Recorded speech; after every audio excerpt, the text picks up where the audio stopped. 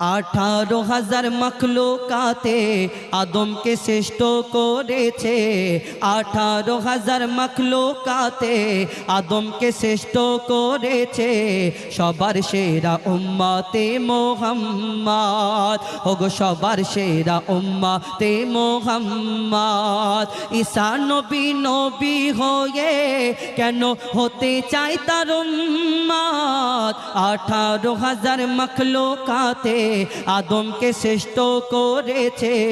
সবার সেরা উম্মতে মুহাম্মদ, সবার সেরা উম্মতে মুহাম্মদ। কি ঘটনা হয় সেই সম্পর্কে আরো কি লিখছে দেখো। ঈসা নবী বসেছিল এক বড় পাথরের ধারে। আমার চেয়ে বেশি ইবাদত বলো না খোদাকে করে। পাথর থেকে আওয়াজ আসে, কে যেন জিকির করে। কে আছো পাথরের ভিতরে আল্লাহর ইবাদত করে। আল্লাহ তখন আওয়াজ দিল আসমানের বুক চিরে, ঈসা তোমার আশা বাড়ি মারো ওই পাথরে। সাথে সাথে পাথর ফেটে এলো এক বৃদ্ধ ইনসান। নূরে ভরা চেহারা তার, মুখে খোদার গুণগান। নূরে ভরা চেহারা তার, মুখে খোদার গুণগান। পাথরের ভিতরে কাটতো কি করে? ঈসা নবী জিজ্ঞেস করলেন, বলো পাথরের ভিতরে কাটতো কি করে? বলো না তোমার দিন রাত। 18,000 মখলুকাতে আদমকে শ্রেষ্ঠ করেছে। সবার সেরা উম্মতে মুহাম্মদ। যখন এই বৃদ্ধাকে প্রশ্ন করে, বলো বলো এই বৃদ্ধা, তুমি এই পাথরের ভিতরে কেমন করে তোমার দিন রাত কাটতো, কেমন করে তুমি থাকতে, কেমন করে খেতে? তখন বৃদ্ধা সেই বাইরে বেরিয়ে এসে ঈসা আলাইহিস সালামের হাত দুটো ধরে সেদিন কি বলে, কি উত্তর দেয় কবি ছন্দের মাধ্যমে আরো কি লিখছে দেখো। ওই বৃদ্ধা তখন ঈসা নবীকে বলছে, ঈসা শোনো না, আল্লাহ যাকে বাঁচিয়ে রাখে কেউ মারিতে পারে না। এই পাথরে আলো বাতাস করতো না আসা যাওয়া। মনের সুখে বেঁচে আছি, করেছি খাওয়া দাওয়া। আল্লাহ যদি ইচ্ছা করে সবই করতে পারে। আর 400 বছর বেঁচে আছি পাথরের ভিতরে। আল্লাহ যদি ইচ্ছা করে সবই করতে পারে। 400 বছর বেঁচে আছি পাথরের ভিতরে। কথা শুনে ঈসা নবী চিন্তায় পড়ে যায়। আমার চেয়েও বেশি ইবাদত তুমি করেছো ভাই। আমার চেয়েও বেশি ইবাদত তুমি করেছো ভাই। তখন বৃদ্ধা বলে, না ঈসা, তুমি তো অনেক ইবাদত করেছি, কিন্তু শোনো আমার কথা, আমাদের চেয়ে বেশি ইবাদত। বৃদ্ধা বলছে,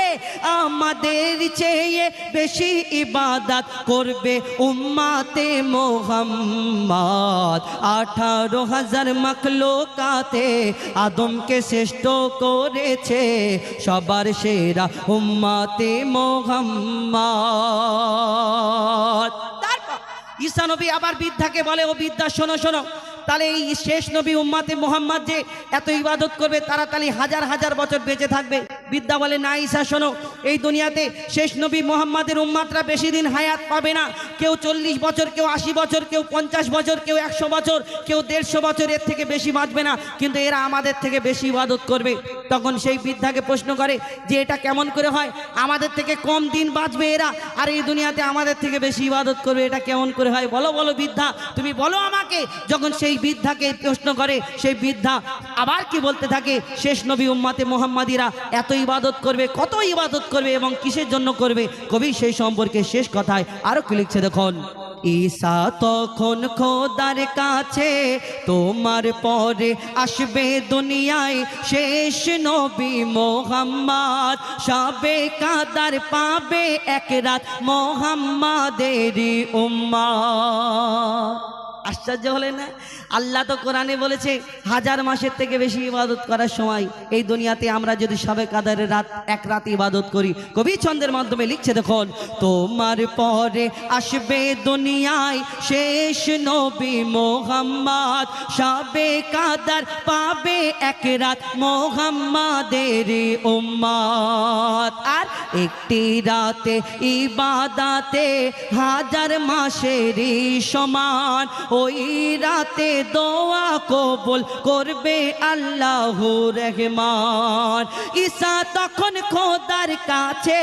করেছিল ফরিয়াদ ঈসা চিন্তা করলো যদি 80 বছর বাঁচে তাহলে হাজার মাসের থেকে বেশি উত্তম এই রাত যদি হয় একটা মানুষ 20 বছর পরে ইবাদত করুক 20 বছর করলো না 20 বছর পরে তারপরে 60 বছর যে বেঁচে থাকবে 60 বছর যদি প্রত্যেক বছরে লাইলাতুল কাদারের রাত পায় হাজার মাস মানে ক্যালকুলেশন করে দেখুন তো কত হাজার মাস এই দুনিয়াতে আমরা ইবাদত করতে পারবো আমরা বড় ভাগ্যবান না কবি ছন্দের মাধ্যমে আরো কি লিখছে দেখুন ঈসা তখন খোদার কাছে করেছিল ফরিয়াদ এ নবুয়াত চাই না আমি হব শেষ নবীর উম্মত বলছে খোদা শোনো ঈসা বলছে খোদা শোনো ঈসা আবার দুনিয়ায় পাঠাবো উম্মতে মুহাম্মাদির রখওয়ালা তোমাকে বানাবো উম্মতে মুহাম্মাদির রখওয়ালা তোমাকে বানাবো ওই 14 সিদ্দিকে ঈমান বাঁচাতে 14 সিদ্দিকের পরে ঈমান বাঁচাতে করবে তুমি জিহাদ বলছে শোনো তানবীর কালাম দুনিয়াতে এসে ধন্য হলাম করলো খোদা উম্মতে মুহাম্মদ আমায় করলো খোদা উম্মতে মুহাম্মদ 18,000 মখলুকাতে আদমকে শ্রেষ্ঠ করেছে সবার সেরা উম্মতে মুহাম্মদ সবার সেরা উম্মতে মুহাম্মদ সবার সেরা উম্মতে মুহাম্মদ মা আমিনার দোলায় দেখো দোলে মিমের ফুল মা আমিনার দোলায় দেখো দোলে মিমের ফুল দুনিয়া ঘুরে পাবে না গো যাহার সমতল মা আমিনার দোলায় দেখো দোলে মিমের ফুল দুনিয়া ঘুরে পাবে না গো যাহার সমতল সে আসার পরে পড়ছে দেখো আসার পরে পড়ছে দেখো সারা জগৎ কোল আসার পরে পড়ছে দেখো সারা জগৎ কোল কি পড়ে বলে লা ইলাহা ইল্লাল্লাহু মুহাম্মদ রাসূল লা ইলাহা ইল্লাল্লাহু মুহাম্মদ রাসূল মা আমিনার দোলায় দেখো দোলে মিমের ফুল দুনিয়া ঘুরে পাবে না গো যাহার সমতল মা আমিনার দোলায় দেখো দোলে মিমের ফুল দুনিয়া ঘুরে পাবে না গো যাহার সমতল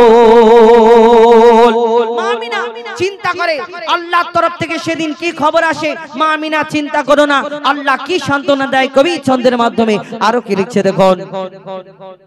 পিতার ছায়া ছিল না মাথায় নবী জন্ম নিল যখন শুধু ছিল মা আমিনা ছিল না ভাই বোন শুধু ছিল মা আমিনা ছিল না ভাই বোন জন্মকালে এতিম বলে মা আমিনা ভাবে নবী জন্মকালে এতিম বলে মা আমিনা ভাবে আমি করব কেমন লালন পালন খোদা গো কি হবে আমি করব কেমন লালন পালন খোদা গো কি হবে তখন গায়েবে এক খবর এলো শোনো আমিনা বিবি তোমার কোলে নাজিল হলো খোদার শ্রেষ্ঠ নবী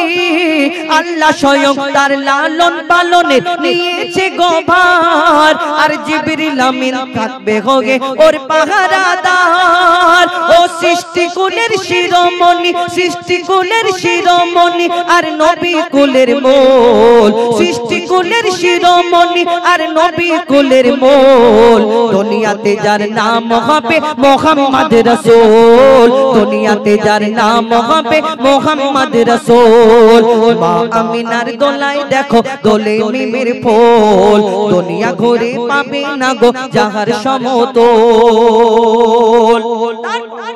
এই দুনিয়াতে একদিন একটা ইহুদি এসে প্রশ্ন করে ও মোহাম্মদ শোনো শোনো এই বিনা দানার খেজুরটা হলো কোথা থেকে একদিন এক ইহুদি এসে প্রশ্ন করে মোহাম্মদ শোনো শোনো এই দুনিয়াতে তোমার আগে তুমি যে নবী বলে প্রচার করছো তুমি আল্লাহর পয়গম্বর বলে প্রচার করছো আমি কেমন করে মেনে নেব কেন তোমার আগে যত নবীরা পয়গম্বর এই দুনিয়াতে এসেছে এক একজনে এক এক রকম মজেজা দেখিয়েছে কেউ মুর্দাকে জিন্দা করে দেখিয়েছে কেউ আশাবাড়ির কামাল দেখিয়েছে কেউ পশু পাখির ভাষা বুঝতে পারতেন কিন্তু তোমাকে আমি নবী বলে মানবো কেমন করে মানবো তোমার কাছে একটা পরীক্ষা করতে যায় কি পরীক্ষা একটা খেজুরের দানা একটা খেজুরের আটি নিয়ে ওই আমার নবী হুজুর পাক সাল্লাল্লাহু আলাইহি সাল্লামকে সেই খেজুরের দানা নিয়ে বলে মোহাম্মদ তোমাকে এই খেজুরের দানাটা দিচ্ছি তুমি যদি আমার সামনে পুঁতে দাও আর একদিনে যদি একটা গাছ বের করে দেখাতে পারো কালকে আমি এই সময় আসবো আর এসে যদি দেখি তুমি একটা গাছ বের করে দেখাতে পেরেছো তাহলে আমি মনে করবো তাহলে তুমি সত্যি আল্লাহর নবী আল্লাহর পয়গম্বর আর যখন এই কথা শুনে আমার নবী বলে ওই ইহুদি ভাই শোনো শোনো তোমার সামনে এই খেজুরের দানা এইখানে পুঁতে দিচ্ছি কিন্তু কালকে তুমি এইখানে আসবে শুধু একটা গাছ নয় তুমি গাছ দেখার শখ করেছো আল্লাহর ইচ্ছা সেই গাছ থেকে ওই খেজুর হবে ফল হবে সেই খেজুর তোমাকে খাওয়াবো ইহুদি চিন্তা করে ইম্পসিবল এটা তো সম্ভব নয় একদিনে গাছ হবে আবার খেজুর হবে আবার ইহুদি চিন্তা করে ওই ইহুদির সাথী যারা ছিল সেই ইহুদিকে বলছে ওই ইহুদি মোহাম্মদ আসমানের চাঁদকে টুকরা করে দেখাতে পারে জমিনের পাথরকে কলমা পড়াতে পারে তুমি যে মোহাম্মদকে পরীক্ষা করেছো ওটা হয়ে যেতে পারে ইহুদি চিন্তায় পড়ে যায় তাহলে আমাকে তো মুসলমান হয়ে যেতে হবে ইহুদি সেদিন কি করে আর কি ঘটনা হয় এই বিনা দানার খেজুর হলো কোথা থেকে কবি ছন্দের মাধ্যমে সেই সম্পর্কে আরো কি লিখছে দেখো এক খেজুর দানা নিয়ে এক ইহুদি নবীর কাছে কয় এক খেজুর দানা নিয়ে এক ইহুদি নবীর কাছে কয় বলে তোমায় নবী এই দেখতে যদি একদিনে গাছ হয় তোমায় নবী মেনে নেব এই দানাতে যদি একদিনে গাছ হয় আর সেই দানা নিয়ে নবী আমার মাটিতে পুঁতে হাসে সেই দানা নিয়ে নবী আমার মাটিতে পুঁতে হাসে বলে এই দানার ফল খাবে গোকাল ইহুদি তুমি এসে এই দানার ফল খাবে গোকাল ইহুদি তুমি এসে আর ভাবে ইহুদি সত্যি যদি এই দানাতে গাছ হয়ে যায় সেই ভয়েতে গভীর রাতে ইহুদি দানা চুরি করে তুলে নেয় ইহুদি ভাবে সত্যি যদি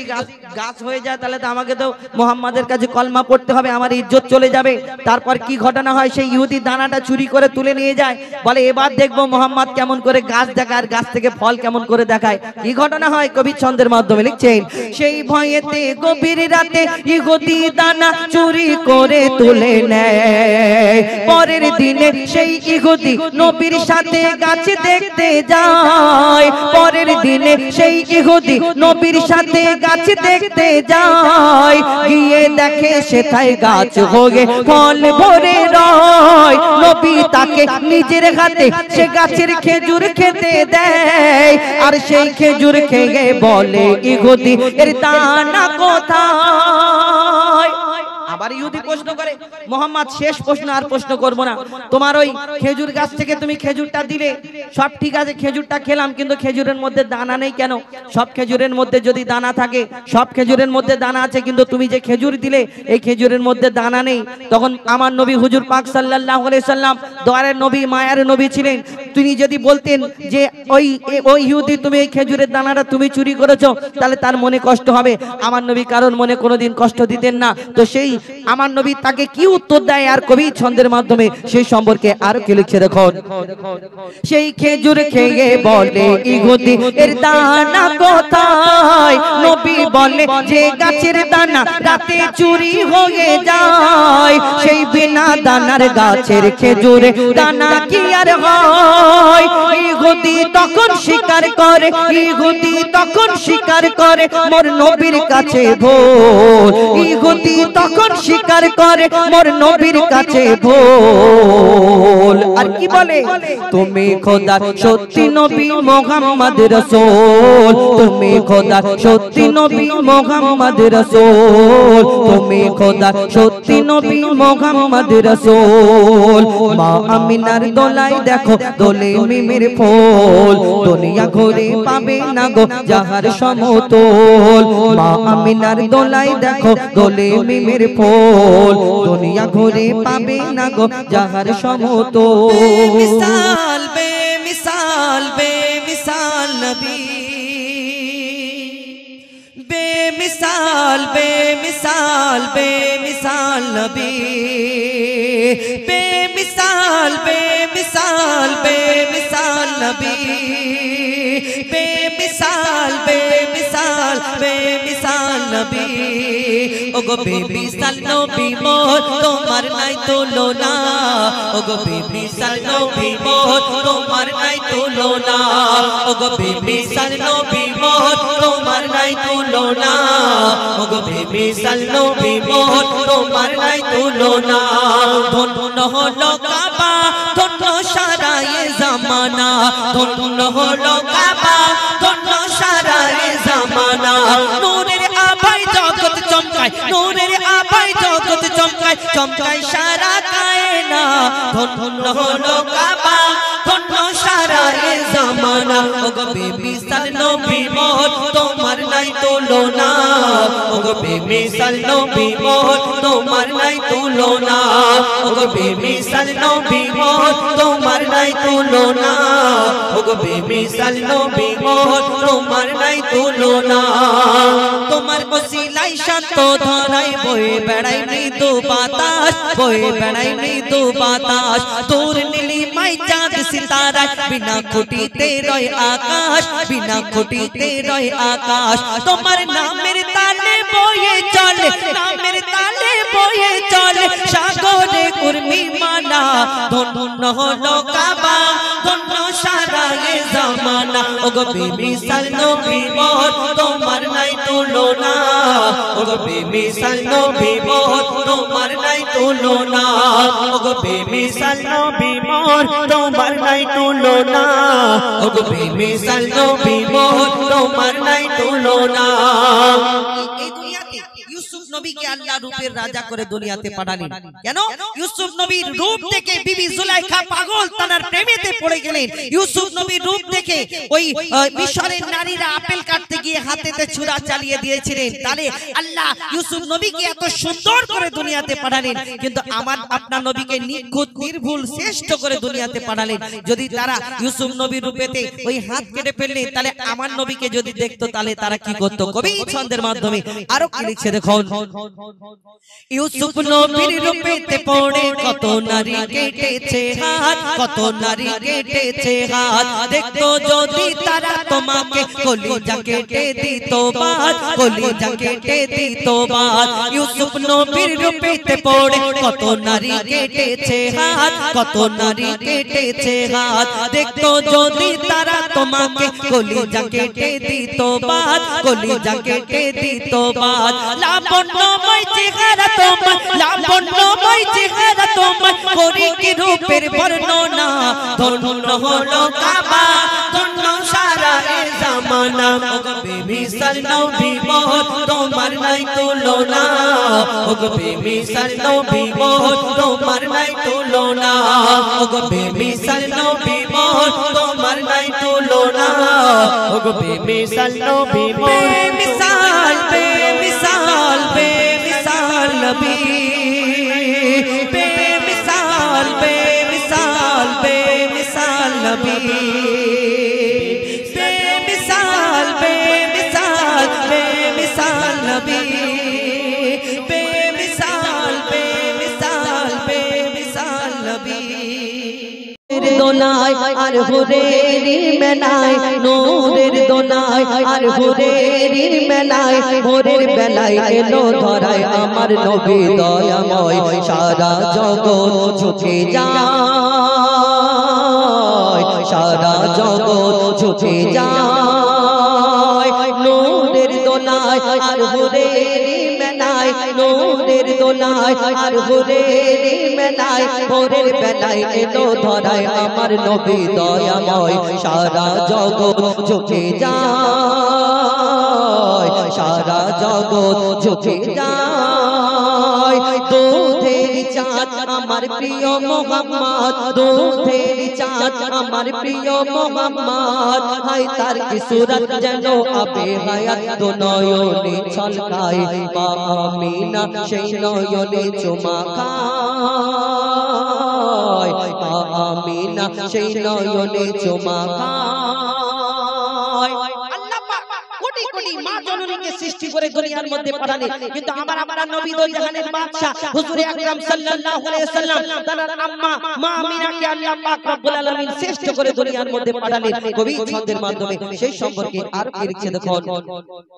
ওই স্বর্গরানী মা জননী আমিনা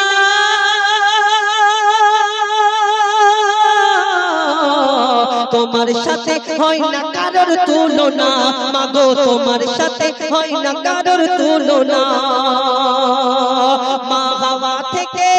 মা হাওয়া থেকে আর মা মারিয়া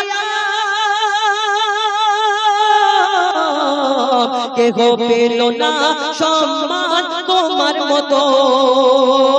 কেহ পেল আমিনা জননী মোরা তোমার কাছে ঋণী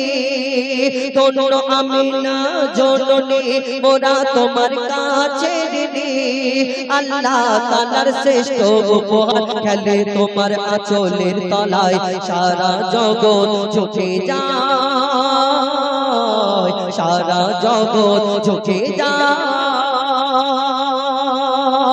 আমার নবী জন্ম নিলেন মা আমিনার কাছে কিন্তু আমার নবীকে দুধ পান করালেন লালন পালন করলেন মা হালিমা আর মা হালিমার ঘরে যখন গেলেন মা হালিমার ঘরে রওনাক বদলে গেল আর মা হালিমার ঘরে যখন আমার নবী লালন পালন হলো বড় হয়ে গেল মরুভূমির মানুষেরা যখন জানতে পারলো মা হালিমা এই নবী মুহাম্মদকে লালন পালন করেছে দুধ পান করিয়েছে তখন ওই মরুভূমির মানুষেরা জিজ্ঞেস করলো বলো মা হালিমা যখন শিশুবেলায় মুহাম্মদ তোমার ঘরে ছিল কেমন ভাবে থাকতো কি করতো আর তোমার ঘর কেমন হতো যখন এই প্রশ্ন করলো মা হালিমা সেই মরুভূমির মানুষদের কি উত্তর দেয় কবি ছন্দের মাধ্যমে সেই সম্পর্কে আরো কি লিখছে দেখুন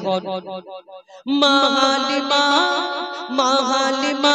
হায় কি তোমার কিসমা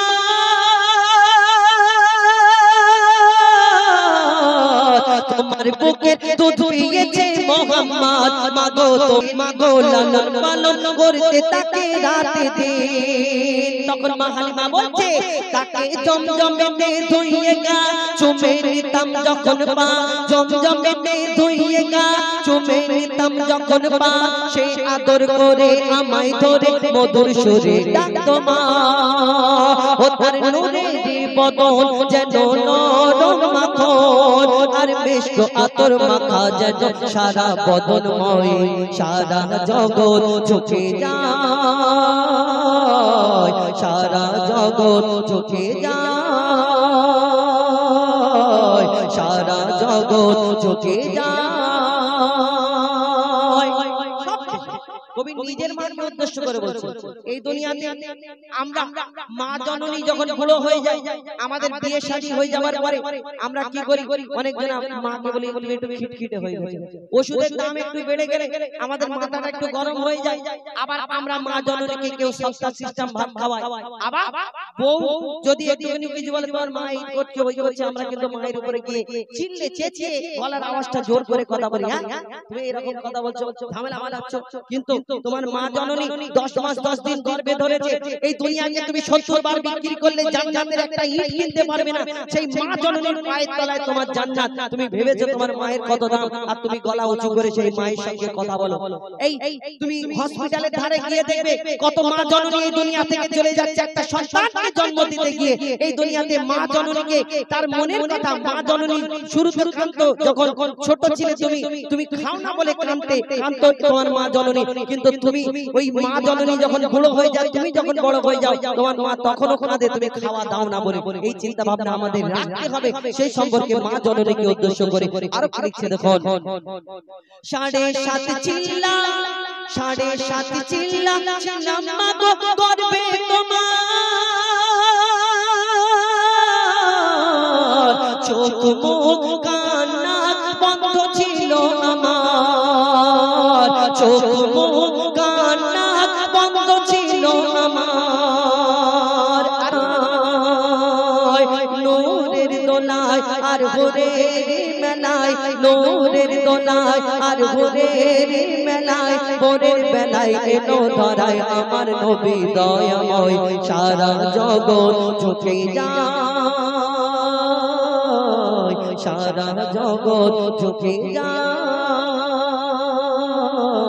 সারা জগৎ ঝুঁকে যায়। আজান হাকে মসজিদের মিনারে, নামাজ পড়িতে আমায় ডাকে বারে বারে, ডাকে বারে বারে। আজান হাকে মসজিদের মিনারে, নামাজ পড়িতে আমায় ডাকে বারে বারে, ডাকে বারে বারে। সময় চলে যায় শুধু অবহেলায়, মোর সময় চলে যায় শুধু অবহেলায়। নামাজ কাজা হয় কত বাহানা করে, বাহানা করে। আজান হাকে মসজিদের মিনারে, নামাজ পড়িতে আমায় ডাকে বারে বারে, ডাকে বারে বারে, ডাকে বারে বারে। কেউ যদি মনে করি নামাজ পড়বো, কেউ আমাদের যদি বলে আগে শুক্রবার থেকে আমরা বন্ধু বান্ধব বলি না, জানিস নামাজ পড়তে হবে না দোস্ত, আগে শুক্রবার থেকে নামাজ পড়ে নেবো। আগে শুক্রবার পর্যন্ত তুমি যদি টপকে যাও, যদি না বাঁচো এই দুনিয়াতে, আবার আগে শুক্রবার যখন এসে যায় আবার মনে করি এই ভেবে ভেবে আমাদের দিন চলে যায়। যখন জলসার মাহফিলে জলসা শুনে মাওলানা সাহেব বলে নামাজ না পড়লে এই হবে ওই হবে, আমরা মনে করি কাল থেকে ইনশাআল্লাহ নামাজ পড়বো। আবার ভোর হয়ে গেলে সব ভুলে গেলাম। সেই সম্পর্কে আরো কি লিখছে দেখো, রোজ ভাবি কাল থেকে মসজিদে যাব,